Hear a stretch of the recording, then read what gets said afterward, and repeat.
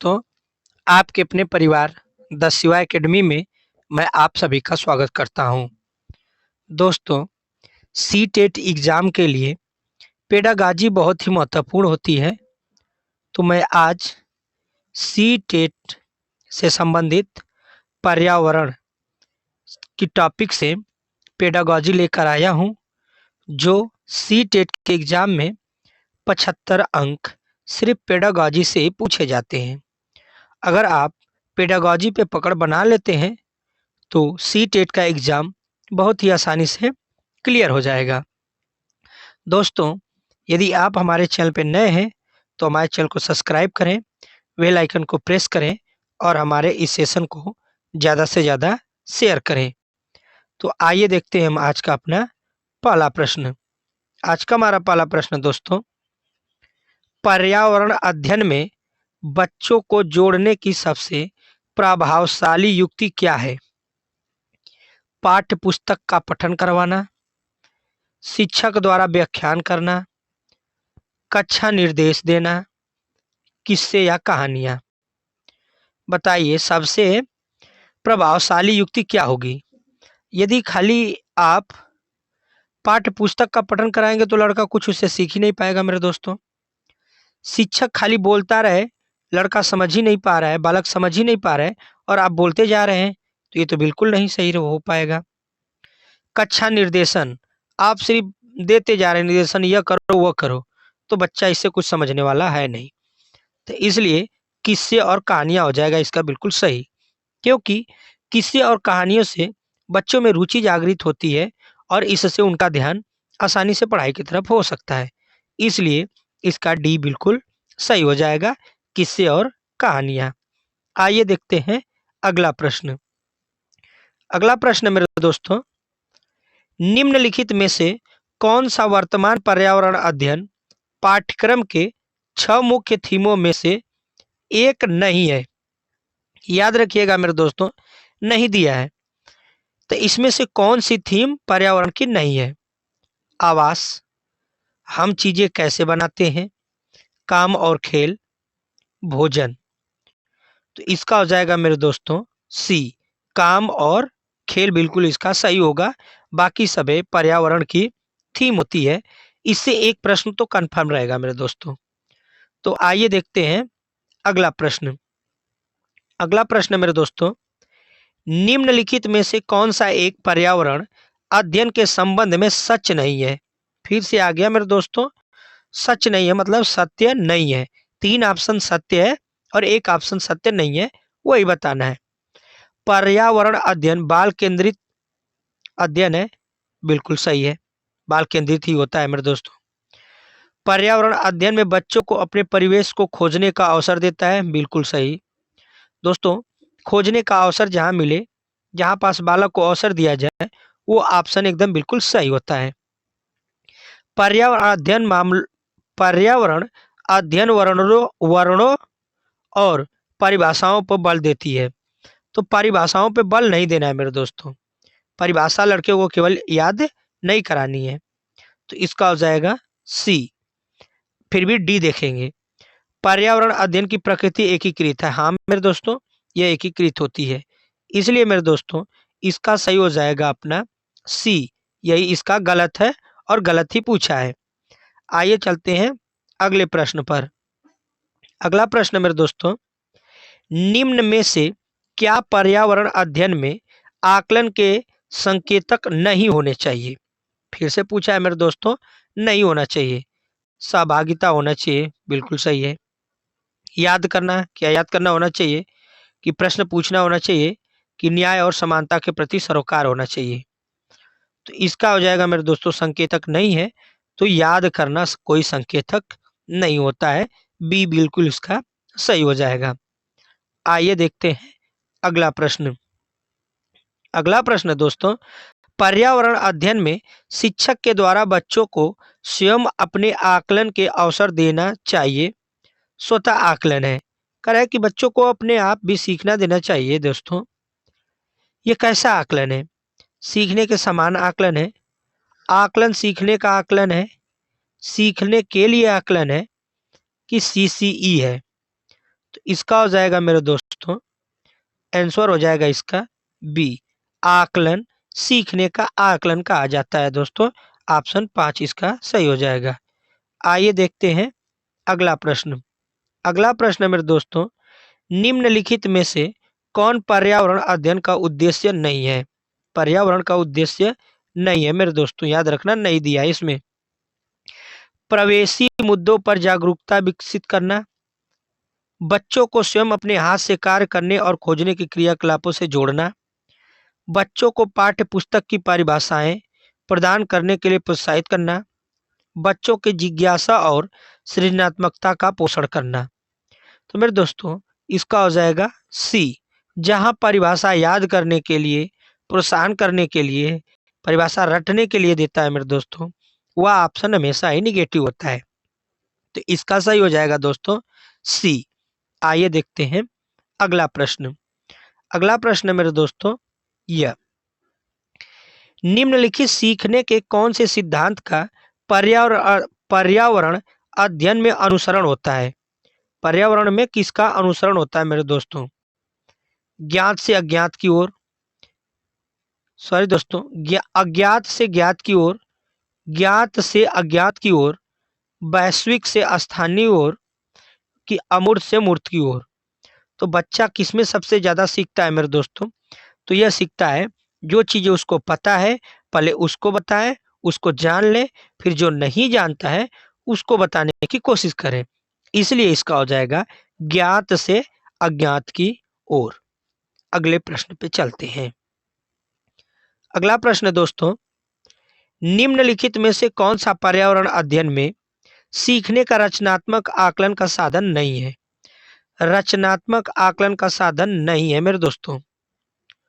वर्ण अभिलेखन, वार्षिक उपलब्धि परीक्षण, पोर्टफोलियो, क्रम निर्धारण मापनी। तो इसका हो जाएगा मेरे दोस्तों बी, वार्षिक उपलब्धि परीक्षण। केवल वर्ष के अंत में करा देने से मेरे दोस्तों बच्चा का रचनात्मक आकलन नहीं होता है। उसको बार बार पेपर कराना चाहिए, यह भी नहीं होना चाहिए मेरे दोस्तों।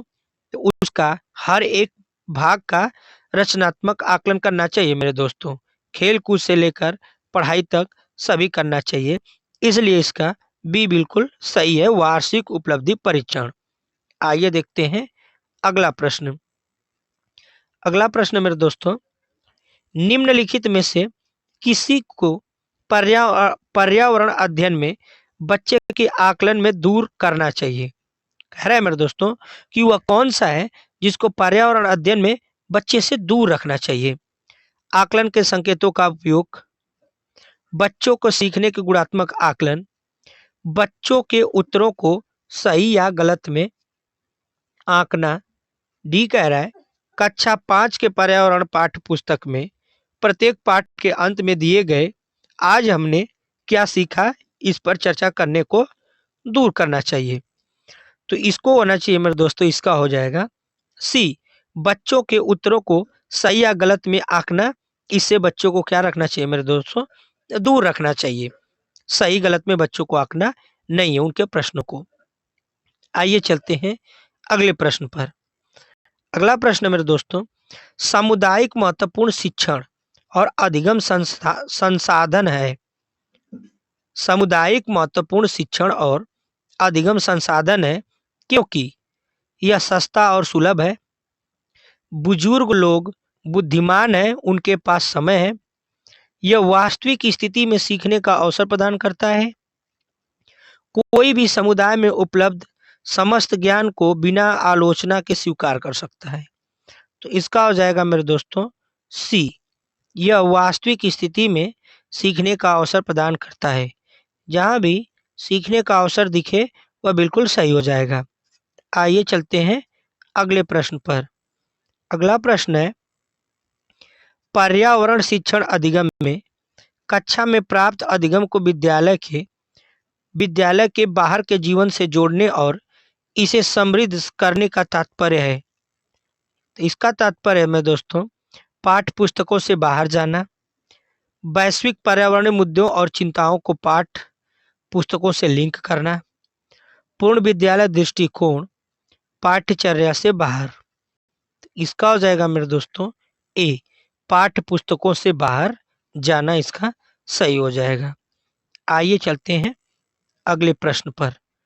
अगला प्रश्न मेरे दोस्तों, निम्नलिखित में से कौन सी पर्यावरण कक्षा में गतिविधि या गतिविधियां हैं?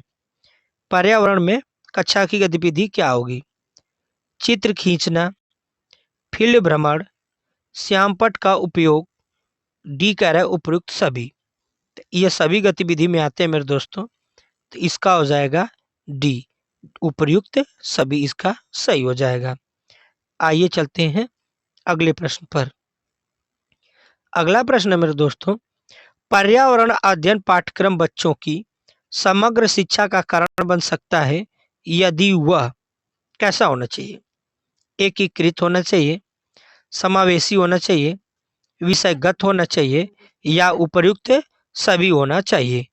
तो इसका हो जाएगा मेरे दोस्तों डी, उपयुक्त सभी होना चाहिए। आइए देखते हैं अगला प्रश्न। अगला प्रश्न मेरे दोस्तों, विद्यालय में मिड डे मील के समय कौन सा सबसे प्रासंगिक है? शिक्षण अधिगम के साथ इसका कोई लेना देना नहीं है। पर्यावरण शिक्षण अधिगम के लिए यह एक अच्छा शिक्षण अधिगम का अवसर है। यह उन बच्चों के लिए है जो विद्यालय में खाली प्लेट आते हैं। यह शिक्षण अधिगम के बहुत ही मूल्यवान समय को बर्बाद करता है। तो इसका बताइए कौन सा हो जाएगा मेरे दोस्तों सही? 14 का mid day meal. Mid day, विद्यालय में मिड डे मील के समय के लिए कौन सा प्रासंगिक है? तो इसका हो जाएगा मेरे दोस्तों बी। बी बिल्कुल सही हो जाएगा। यह पर्यावरण अधिगम शिक्षण के लिए एक अच्छा शिक्षण अधिगम का अवसर है। बी बिल्कुल इसका सही हो जाएगा। आइए चलते हैं अगले प्रश्न पर। अगला प्रश्न मेरे दोस्तों, पर्यावरण अध्ययन के संदर्भ में बोझ के बिना सीखना क्या बताता है? स्कूल बैग का कम वजन, पर्यावरण पाठ्य पुस्तकों में अध्यायों की कम संख्या, बोझ का भार कम करने की जरूरत, पर्यावरण पाठ्यक्रम को आधा करने की जरूरत है। तो इसका हो जाएगा मेरे दोस्तों सी, बोझ का भार कम करने की जरूरत है। आइए चलते हैं अगले प्रश्न पर। अगला प्रश्न दोस्तों, बच्चों के बौद्धिक विकास के 4 सुस्पष्ट स्तरों को पहचाना गया था। बच्चों के 4 स्तरों को किसने बताया था मेरे दोस्तों? कोहलबर्ग द्वारा, एरिक्सन द्वारा, स्किनर द्वारा, पियाजे द्वारा। तो बच्चों की 4 अवस्थाओं को बताया था मेरे दोस्तों पियाजे ने। डी इसका सही हो जाएगा। आइए देखते हैं अगला प्रश्न। बच्चे दुनिया के बारे में अपनी समझ का सृजन करते हैं, इसका श्रेय किसको जाता है? कह रहे दोस्तों कि जो बच्चे होते हैं दुनिया के बारे में कुछ न कुछ अपनी सोच रखते हैं, इसका श्रेय किसको जाता है? किसने बताया थी बात? पावलोव, कोहलबर्ग, स्किनर, पियाजे। तो इसको बताया था मेरे दोस्तों पियाजे ने। डी इसका सही हो जाएगा। आइए चलते हैं अगले प्रश्न पर। अगला प्रश्न दोस्तों, 1 वर्ष तक के शिशु जब आंख, कान व हाथों से सोचते हैं तो निम्न में से कौन से स्तर शामिल होते हैं? पूर्व संक्रियात्मक स्तर, इंद्रिय जनित गामक स्तर, अमूर्त संक्रियात्मक स्तर, मूर्त संक्रियात्मक स्तर। तो यह शामिल होते हैं मेरे दोस्तों इंद्रिय जनित गामक स्तर।